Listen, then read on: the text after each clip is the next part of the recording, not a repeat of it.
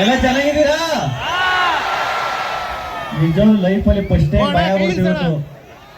ಪೊಲೀಸವರು ಆ ಕಡೆ ಈ ಕಡೆ ಹಿಡಿಕೆ ಎಳ್ಕೊಬರೋದು ನೋಡಿ, ಕಳ್ಳನ ಎಳ್ಕೊಂಬಂದಂಗೆ ಎಳ್ಕೊಂಬಂದ್ರೆ ಮುಂದೆ ಬಂದು ವಿಡಿಯೋ ಮಾಡೋದು, ಸಖತ್ ಭಯ ಆಗ್ಬಿಡ್ತು. ಆಮೇಲೆ ಸಖತ್ ಖುಷಿ ಆಯ್ತು. ಏನ್ ಸೌಂಡ್ ಮತ್ತೆ ನಮಗೆ ಒಂದು ಬೇಜಾರು ಏನಂದ್ರೆ ಹೆಣ್ಣು ಮಕ್ಳು ಸೌಂಡೇ ಬರೋದಿಲ್ಲ, ಬರೀ ಗಂಡು ಮಕ್ಳು ಸೌಂಡೇ. ಗಂಡು ಮಕ್ಳು ಹೆಣ್ಣು ಮಕ್ಳು ಅಲ್ಲಿ ಮುಂದೆ ಕೂತ್ಕೊಂಡು ಸೌಂಡ್ ಅಂದ್ರೆ ಗಂಡು ಮಕ್ಳು ಕಣ್ರಿ, ಗಂಡು ಮಕ್ಳು. ಆದ್ರೂ ನಮ್ ಗಂಡು ಮಕ್ಳು ಎಂತ ಗ್ರೇಟ್ ಅಂತೀನಿ ಗೊತ್ತಾ? ಯಾವಾಗ್ಲೂ ನಾನು ಪಾಪ ಹೆಣ್ಮಕ್ಳು ಕೂತ್ಕಲಿ ಅಂತ ಚೇರ್ ಬಿಟ್ಬಿಟ್ಟು ಸೈಡಲ್ಲಿ ಹೆಂಗ್ ನಿಂತವ್ರು ತ್ಯಾಗ ಮೈಗಳು ಕಂಡ್ರಿ ಗಂಡು ಮಕ್ಳು. ನಿಜವಾಗ್ಲೂ ನನಗೆ ಸಖತ್ ಖುಷಿ ಆಯ್ತದೆ. ಇಷ್ಟು ಬಹುಮತ ಎಲ್ಲೇ ಹೋದ್ರು ಇಷ್ಟೊಂದು ಸಪೋರ್ಟು, ಪ್ರೀತಿ, ಪ್ರೋತ್ಸಾಹ ನೀವು ನನಗೆ ಸಖತ್ತು ಖುಷಿ ಆಯ್ತದೆ. ನಿಜವಾಗ್ಲೂ ಒಂದ್ ಹೇಳಬೇಕು, ನಮ್ಮ DK ಸಾಹೇಬ್ರು ಫೋನ್ ಮಾಡ್ಬಿಟ್ಟು ವಿಶ್ ಮಾಡಿದ್ರು.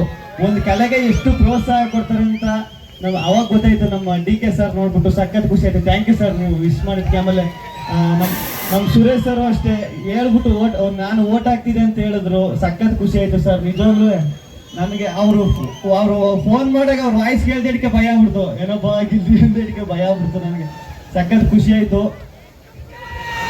ಇರ್ರಿ ಅಲ್ಲಿಗೆ ಬರ್ತೀನಿ. ನಮ್ ರಘುವಣ್ಣ ಬಂದವ್ರೆ, ಸ್ಪಂದನ ಅವ್ರು ಬಂದವ್ರೆ,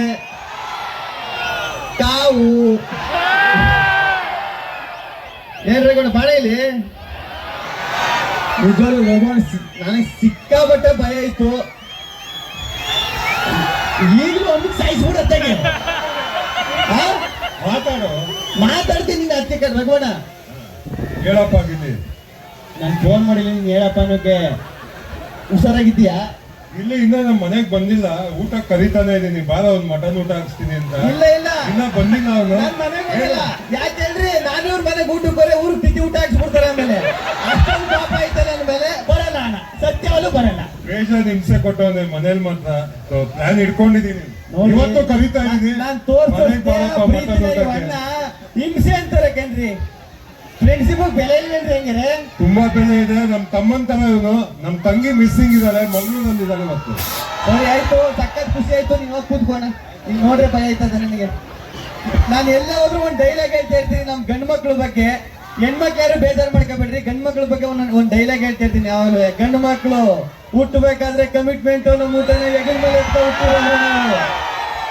ಮೀಸೆ ಬರೋಕ್ಕಿಂತ ಮುಂಚೆ ಅಕ್ಕ ತಂಗಿ ಜೀವನಕ್ಕೆ ಮೆಟ್ಲಾಗುವಂತಾರೆ, ಗ್ಯಾಪಲ್ಲಿ ಲೈಫಲ್ಲಿ ಸೆಟ್ಲ್ ಆಗುವಂತಾರೆ, ಪ್ರೀತಿ ಮಾಡೋ ವಯಸ್ಸಲ್ಲಿ ಆಸ್ತಿ ಮಾಡುವಂತಾರೆ, ಆಸ್ತಿ ಮಾಡ್ಕೊಂಡು ಮದುವೆ ಆಗೋಣ ಅಂದ್ರೆ ಏಜ್ ಜಾಸ್ತಿ ಆಯ್ತು ಅಂತಾರೆ, ಲವ್ ಮ್ಯಾರೇಜ್ ಆಗೋಣ ಅಂದ್ರೆ ಬ್ಯೂಟಿ ನೋಡ್ತಾರೆ, ಅರೇಂಜ್ ಮ್ಯಾರೇಜ್ ಆಗೋ ಅಂದ್ರೆ ಗೌರ್ಮೆಂಟ್ ಡ್ಯೂಟಿ ನೋಡ್ತಾರೆ. ಏನು ಬೇಡ ಸಾಯೋವರೆಗೂ ಸಿಂಗಲ್ ಆಗಿ ಇರುವ ಅಂದ್ರೆ ಹಳೆಡೋ ಮಗ ಬಂದು ಅಂಕಲ್ ಅಂತ ಕರೀತಾನೆ. ಗಂಡು ಮಕ್ಕಳು ಒಂಥರ ಕುಕ್ಕರ್ ಇದ್ದಂಗೆ, ಕೆಳಗಡೆ ಫೈರ್ ಮೇಲ್ಗಡೆ ಪ್ರೆಷರ್ ಇದ್ರು ವಿಜಲ್ ಹೊಡ್ಕೊಂಡು ನಗ್ನಗ್ತಾ ಬದುಕ್ತಾ ಇರ್ತೇವೆ.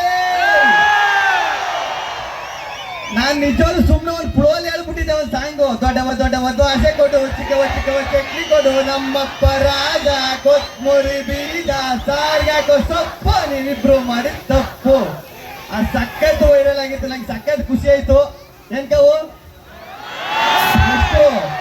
ಕಾವು ಅವ್ರು ಬಂದು ಮಾತಾಡ್ತಾರೆ, ಮಾತಾಡಿ ಕಾವು ಅವರೇ.